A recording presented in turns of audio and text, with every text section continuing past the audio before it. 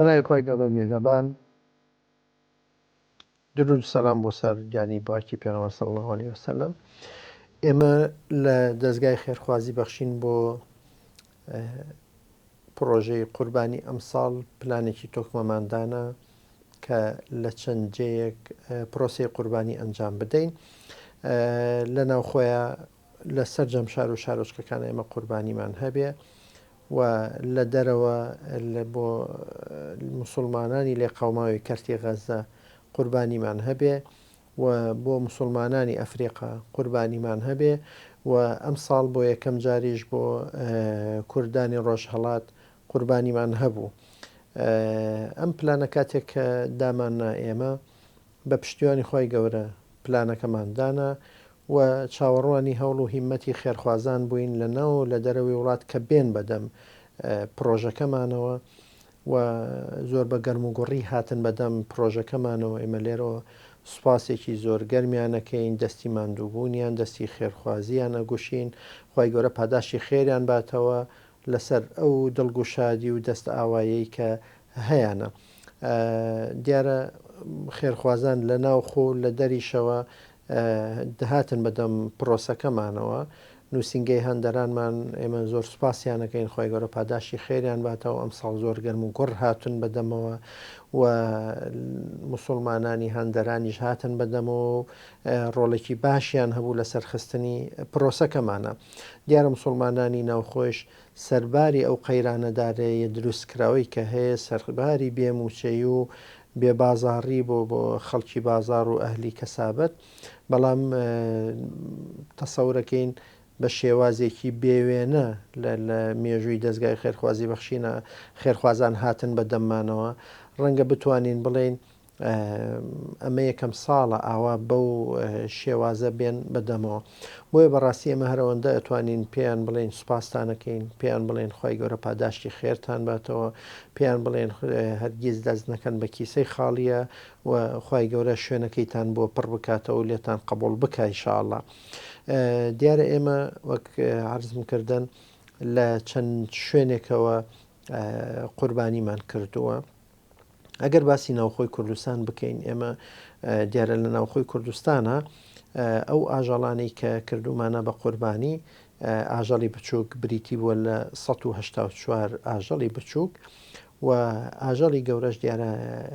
ئێمە 39 ئاژەڵی گەورەمان سەر بڕیوە کە ئەم ئاژەڵە گەورانە هی یەک کەس نییە، بە حەو کەس بە حەو خێرخواز هاتوون و بەشداریان کردووە لە پرۆژەکەیە. بۆیە ئەمەش 273 خێرخوازی بەڕێز هاتن بەدەم پرۆژەکەمانەوە و قوربانیەکانیان لە ڕێگەی دەستگای خێرخوازی بەخشین بۆ ناوخۆی کوردستان ئەنجامدا. سەبارەت بە قوربانی بۆ کەرتی غەزە، دیارێمە لە دوو وڵاتەوە هەروەکو ساڵی پێشوو لە دوو وڵاتەوە پرۆسەکەمان ئەنجامدا. بەشێکیان لە وڵاتی میسر کە لەوێ قوربانێکە سەر ئەبڕدرێ و بەڕات بەلاکی ئەنێرێت بۆ ناوکەرتی غەزە، بەشێکیان لە هندستان ئەنجامماندا. لە هندستان ئاژەڵەکان سەر ئەبڕێت و لە قوتوو ئەنرێ و لە ڕێ قوتووە ئەنێرێ بۆ ناوکەرتی غەزە، چونکە ئەمەی هندستان دوورترە بۆیە پێی ئەچێ ئەگەر بەلاکی بینێرن ڕەنگە نەگا. و یەکێککە لە شتە باشەکانی ئەم لە قوتونانە ئەوەیە گۆشتەکە لە ناویە 3 بۆ 5 ساڵ بەردەوام ئەبێ، یعنی ئەکرێت دوای 2 ساڵی تریش بەکار بهێنرێ، هیچ کێشەیەکی نییە. ئێمە ساڵی پاریش بە هەمان شێوە قوربانیمان ئەنجامدا لە وڵاتی میسر و لە وڵاتی هندستان بۆ کەرتی غەزە و سوپاسی خی گەورەیەکەین کە توانیمان هەموو قوربانیەکانمان بگەێنین بە لێ قەوماوانی کەرتی غەزە. ئەم ساڵیش ئینشاءڵڵا ئێمە هەوڵی جددی ئەدەین، هەر نزیکترین هەلمان بۆ ڕەخسا هەموو قوربانیەکان ئەنێرین بۆ ناو کەرتی غەزە. دیارە سونەتەکە بەو شێوازەیە کە لە جژنی قوربانە ئاژەڵەکە سەر ببڕێ، ئیتر سونەتەکە بر ئەکەوێ و ئەو خێرخوازەی کە پارەکەی هێناوە ئەوە خێرەکەی خۆی دەستکەوتەوە قوربانەکەی قوبوڵ بووە ئینشاءڵڵا. دوای گەیاندنەکەی ئەگەر تۆزێکیش دوا بکە ئینشاءڵڵا کێشە نیە، بەڵام ئێمە هەوڵ ئەدەین ئینشاءڵڵا لە نزیکترین هەلە گۆشتەکان بگەێنین بەناو کەرتی غەزە و لەمەیشە دیارە خێرخوازان زۆر باش هاتن بە دەممانەوە ڕەنگە بڵێم چەند قاتی پار خەڵک هات بە دەممانەوە خێرخوازان هاتن بە دەممانەوە لە ڕێی میسرەوە ئێمە 350 پشکمان هەبوو دیارە ئێمە وڵاخی گەورە سەر ئەبڕین چونکە وڵاخی بچووک ڕەنگە خەسارەی زۆر بێ ئێسکی هەیە چاوری هەیە ئەو بابەتانە ڕەنگ کەمتر بۆ گەیاندن باش بێ و لە هندستانیشەوە بۆ لە قوتونان و گۆشتی نەرمە کەمتری هەبێ بۆ ئێمە ئاژەڵی گەورەمان سەربڕی لە میسرەوە 350 پشک و لە وڵاتی هندستانیشەوە 600 پشک لە خێرخوازان بەشداریان کردووە و ئینشاءله لە نزیکترین دەرفەتە ئەوەشە گەێنین بە کەرتی غەزە. سەبارەت بە قوربانی لە ئەفریقا ئێمە ساڵی پاری شەر قوربانیمان هەبوو لە ئەفریقا بەڵام ساڵی پار بەڕاستی بەو شێوازەی ئەم ساڵ نەبوو کەمتر بوو ئەم ساڵ بە خۆشحاڵیەوە ئێمە ئەتوانین دڵنیایی بین بە خێرخوازان کە شاندێکی فەرمی دەستگاکەی خۆمان لەوێ سەرپەرشتی قوربانەکانی کردووە بۆیە قوربانی باشی کردووە ئاژەڵی باش و گونجاویان هەڵبژاردووە بۆ قوربانی و توانیان سوپاس بۆخوا 95 وڵاخی گەورە و 12 حشتر و 1215 حیوانی بچووکیش سەر ببڕن دیارە وڵاخی گەورە 95 دانەیە ئەمە هەر وڵاخێک بە حەو خێرخواز ئەم وڵاخیان کردەوە بۆیە 665 خێرخواز بەشدار بوون لە پرۆسەکە بۆ وڵاخی گەورە و بۆ حشتەکەش 84 خێرخواز بەشدار بوون و بۆ ئاژەڵی بچووکیش 1215 ئاژەڵی بچووکمان سەر بڕیەوە کە 1215 خێرخوازە سوپاسیانەکەی نێمە هەڵبەت و سەبارەت بە ڕۆژهەڵاتی ژێمە ئەمساڵ یەکەم جار بوو کە قوربانی لەوێ بکەین دە حیوانی بچووکمان سەر بڕی لەوێ لە کۆی گشتیە ئەو داتایی کە ئێمە هەمان و ئەمانەوە ڕای بگەێنین ئێمە 1905 وڵاخمان سەر بڕیوە و ئەو بە ڕێزانشی کە بەشدار بوون لە پرۆسەکە لە ڕێی دەستگای خێرخوازی بەخشینەوە بە تقریبی 3480 خێرخواز لە ڕێی ئێمەوە قوربانی کردووە کە بەڕاستی ئێمە ناتوانین سوپاسی بکەین تەنها ئەوەندە ئەڵێین خی گەورە پاداشتی خێرتان باتەوە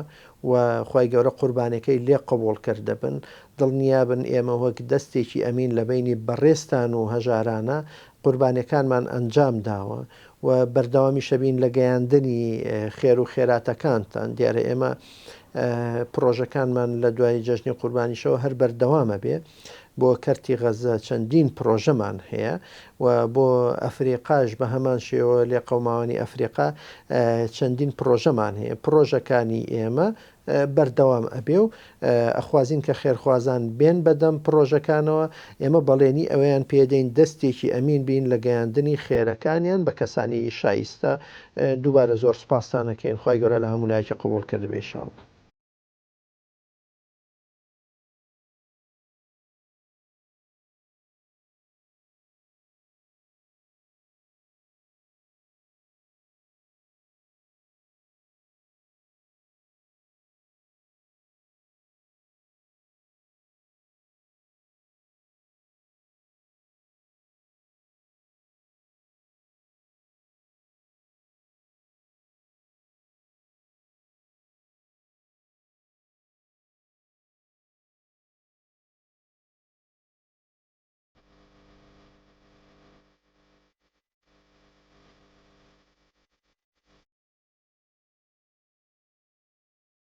بەناوی خوای بەخشندەی بەخشندەکان بەخشینی بەخشندەکانی کوردستان کە تایبەت کراوە بە قوربانیکردن لە ڕێگەی دەستگای بەخشینی کوردستانەوە گەیانمانە وڵاتی کیشوەری ئەفریقا چەند وڵاتێکمان هەڵبژار لە کیشوەری ئەفریقا وەکو وڵاتی کامیرۆن و چاد و نێجیریا بۆی قوربانەکانیان تیا ئەنجام بدرێت ئێمە خۆمان وەک تیمێکی تایبەتکراو بۆ سەرپەرشتیکردنی کاری قوربانی لە ئەفریقا گەیشتینە وڵاتی چاد لێەوە سەرپەرشتی وڵاتەکەی تریشمان کرد توانیمان لە هەر سێ وڵاتەکە بە شێوەیەکی گشتی و بە شێوەیەکی باش قوربانیەکان ئەنجام بدەین. بەڕاستی قوربانیکردن لێرە و هەڵبژاردننی ئەو ئاژەڵانە بە قوربانیکردن کارێکی ئاسان نەبوو لەبەرەوەی لێرە حیوانەکانیان بە تایبەتی حیوانێکی نەبوو حیوانەکانی خۆمان ئێمە زۆر گەڕین لە ناو بازارەکانە ئەم بازار بۆ ئەو بازار ئەم لادێ بە ئەولادێ تا توانیمان ئەو ئامانەتی سەرشامان وەکو خۆی جێبەجێ بکەین کە ئێمە کرابووین بە وەکی لەلایەن خەڵکەوە توانیمان حیوانێکی باش ئاژەڵێکی باش هەڵبژێرین بۆ قوربانیکردن بەس زۆر بە زەحمەت توانیمان ئەو کارە بکەین. سوپاس بەخوای گەورە ئێمە دوای ئەوەی کە ئاژەڵەکانمان هەڵبژارد شوێنی دابشکردنی قوربانێک و سەربڕینی قوربانەکان بە هەمان شێوە ئەو شوێنانە زۆر زەحمەتمان کێشاتە شوێنی گونجامان دۆزیەوە توانیمان ئەویش چەندەیەک دەیوا بوو 3 سعات دوور بوو 4 سعات دوور بوو ئەڕۆژین تا ئەو شوێنەمان دیاری ئەکرد و ئامانزانی شوێنێکی هەژارن شوێنێکی شیاون بۆ ئەوەی کەم حیوانانە لەو ڕێگە دوورەوە پارێ هاتوو کرا و بەسەریان تەوزێ کرێ لەبەرەوە لەخوا بەزیابێ سپاس بەخوای گەورە لێرەش دڵی خێرخوازەکان خۆشەکەین کە بە باشترین شێوە ئەمانتەکانیان جێبەجێکرا قوربانەکانیان بۆ کرا. ئێمە وەکو دەستگای بەخشین هەم ماندوونە ناسانە لەوە سەرپەرشێر سێ وڵاتەکەمان کرد هەم ماندوونە ناسانە ئاژەڵەکانمان کردی هەم ماندوونە ناسانە بەڕاستی شوێنی قوربانیکردمان بۆ دۆزیەوە ئەوەی کە جێی دڵخۆشیشە سپاس بەخوای گەورە لە هەر سێ وڵاتەکە و بە شێوەیەکی گشتی قوربانیەکان بە کۆی گشتی کەوت ژمارەی گەیشتە 1964 سەر ئاژەڵ ئەخوا بەزاوێت کە 12یان وشتر بوون وشتری گەورە بوو کە خۆمان هەڵمان بژارویەوە یەکەم جار بوو وشتر بکرێ بە قوربانی لە ڕێگەی ڕێکخراو خێرخوازیەکانەوە سپاس بەخوا ئەوش توانیمان باشترین و جوانترین وشتر هەڵبژێرین بکەین بە قوربانی ئەو 1964 ئاژەڵی بچووکی تیا بوو ئاژەڵی گەورەی تیا وەکو جوانەگا ئەو بەکو باسم کرد خوشتری شتیا و بەڵام جوانەگایکی باشیشمان کردی بەڕاستی ئاژەڵی وردەشمان کردی لە ئەنوا ئاژەڵ لە بەرانەوە لە ئەو ئاژەڵی کە تایبەت کراون ئەشن بە قوربانی یانی بەڕاستی ئێمە توانیمان جۆراوجۆرەتی لە ئاژەڵەکانە بکەین بەڵام هەموو ئاژەڵەکان ئاژەڵێکی زۆر باش بوون بە کۆی گشتی ژمارەکانیان ینی 25 ئاژەڵی جوانەکانمان کرد بە قوربان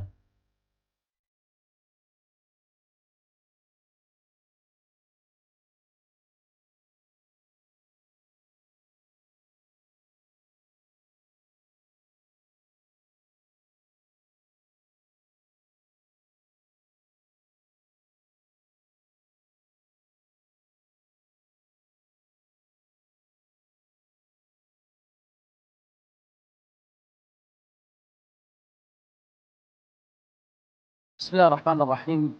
سڵای خۆی گەورەتان لێبێ دیارە ڕۆژەی قوربانی کە یەکێکە لە پرۆژە هەمیشەیەکانی دەستگای خێرخوازی بەخشین و ساڵانە لە کاتی جژنی پیرۆزی قوربان دیارە بێتە یەکێک لە پرۆژە سەرەکیەکانی ئەم دەستگایە و بێگومان لیژنەیەک بۆ ئەم پرۆژەیە تەشکیلەکرێ و لیژنەکە لەسەر ئەساسی شارەزایی و لێزانی لەو بوارە کارەکانیان جێبەجێەکەن ئێمەش وەکو ئەو لیژنەی کە کاروبارەکانی پرۆژەی قوربانیمان جێبەجێ کرد وەکو چ لە دیاریکردنی ئاژەڵەکان چ بردننی بۆ کوشتارگەی حکومی چ با بڵێن ئامادەکردنی گۆشتەکە و چ نەقڵکردنی بۆ ماڵە هەژارەکان ئەرکەکانی خۆمان بە باشی جێبەجێ کرد و پێم خۆشە باسێکی بکەم لەوەی کە کاروبارەکان لە ڕووی ئەو کاری کە بە لیژنەکە سپێردراوە چۆنی بووە ئێمە وەکو ئەو لیژنە بە ڕێزەی کە دیاری کراوە ماوەیەک پێش جژنی قوربان هەمومان با بڵین بە پلانێکی پێشوەختە بە پلانێکە خۆمان دامان ڕشت بوو بۆ ئەوی کە باشترین جۆری ئاژەڵ بۆ قوربانی بکڕین دەستمان بە کارەکانمان کرد و لیژنەکەمان دەست بەکار بوو بۆی کە سەردانی جۆرە جیاوازەکان شوێنە جیاوازەکان کەسایەتی جیاوازەکان بکا کە لەو بوارە لە ئەوانی کە ئاژەڵی جۆرا و جۆریان هەیە ئەوەی کە یەک جۆر ئاژەڵیان هەبووە ئەوەی کە لە با بڵین لە دەرەوەی شار لە ناو شار لە خانە جیاوازەکان ئاژەڵیان هەبووە سەردانمان کردن ڕێژێکی زۆر شوێنمان سەردان کرد و لەسەر ئەو ئەساسی کە ئاینی پیرۆزی ئیسلام دایناوە ئەویش بۆ منە ئاژەڵی کە بۆ قوربانی ئەشێ بەرنمەکەمان لەسەر ئەساسە داڕشت بوو و پاشانیش دووەمین قۆناغی بەرنمەکە بۆ جۆرە بووە کە پزیشکی ڤێتەنەریش چاودێری پرۆسەکە بکە پاش سەردانیکردنمان بۆ شوێنەکان توانیمان سپاس بۆ خۆی گەورە بە هیمەتی هەموو لایەک ئەو لیژنە بە ڕێزی کە پێکەوە بووین باشترین جۆری ئاژەڵەکان دیاری بکەین بۆ سەلماندنی ئەوەش ئەتوانم بڵێم دەگمەن ڕوویدابێ ئاژەڵێکی ئەمە لە قەسابخانە فڕدرابێ یا لە تێستی پزیشکی دەرنەچوو بێ لە کاتێکا کە پزیشکی ڤێتەنەریەکان پاش سەربڕین تێستیان کردووە. ئەمەش مای خۆشحاڵی بوو ئێمە مانای ئەوە بوو کە توانی بمان لیژنەکە بە باشی کارەکانی جێبەجێ بکە. پاشەوەی کە ئەو لیژنە بەڕێزە ئاژەڵەکانی بەگشتی دیاری کرد، پاش ئەوە ئێمە لەگەڵ کوشتارگەی سلێمانی کە لە قەرەگۆلە لەوێ ڕێکەوتنی تایبەتمان هەبوو و دەستگای خێرخوازی بەخشین و ئەو کوشتارگە بەڕێزە لەوێ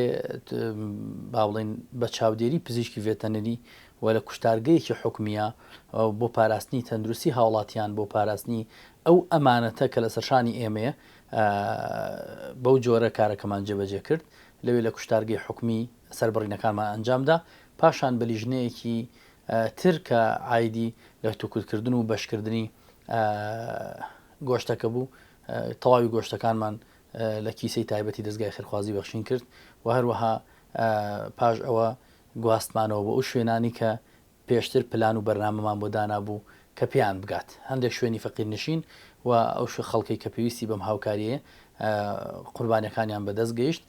سپاس بۆخوای پەروەردگار ئەم ساڵیش لە ساڵی 2025 پرۆژەکەمان بە باشی ئەنجامدا. ومێدمان وایە لە هەڵەکانی ساڵانی پێش و هەر هەڵەیەکی لەم ساڵە کردبێتمان خۆی پەروەردگار لێمان خۆش بێ و لەو چاکانیشی کە خۆی پەروەردگار بە نسیبی کردین لەم پرۆژەیە خۆی پەروەردگار لێ قبول فەرموو بین و ئومێدم وایە لە داهاتووترا بە جوانتر و بە باشتریش ئەم پرۆژەیە بەرەو پێش ببین. دیارە ئەو لیژنەیە کە ئەم پرۆژەیەمان جێبەجێ کردووە بە هەڵەو کەم و کوڕەکانە ئەچینەوە و خاڵە ئیجابی و بەهێزەکانیش دیاری ئەەکەین بۆیە لە ساڵانی داهاتوو بتوانین بە شێوەیەکی جوانتر و باشتر پرۆژەکەمان جێبەجێ بکەین. سپاس بۆ ئێوەی بەڕێز کە متمانەتان بە ئێمە بەخشی. سپاس بۆ خۆی پەروەردگار کە کردی نییە دەستێک بۆ ئەمیشان جێبەجێ بکەین. سپاس بۆ هەموو لایەکتان و سەلام عەلەیکوم وەڕەحمەتوڵڵاه.